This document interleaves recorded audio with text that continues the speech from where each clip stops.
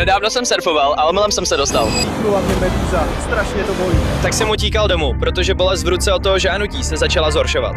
Když jsem dorazil domů, hned jsem si na Google vyhledal, co mám dělat. A k mému překvapení tam psali, že bych na to měl čůrat. Ale ruka už mě začínala bolet míň, tak jsem se rozhodl naplnit láhev močí a vzít si ji sebou až do Norska, abych se mohl nechat znovu požádat další medúzou a zjistit, jestli to opravdu pomáhá. A hned jak jsem tam dorazil, našel jsem medúzu. Tak jsem si sundal oblečení, abych mohl vlízt do vody a ta voda byla ledová. Je to tak studené. Ale podíval jsem se blíž na tu medúzu a zvedl jsem jí ze dna, aby mě nepožáhala do ruky.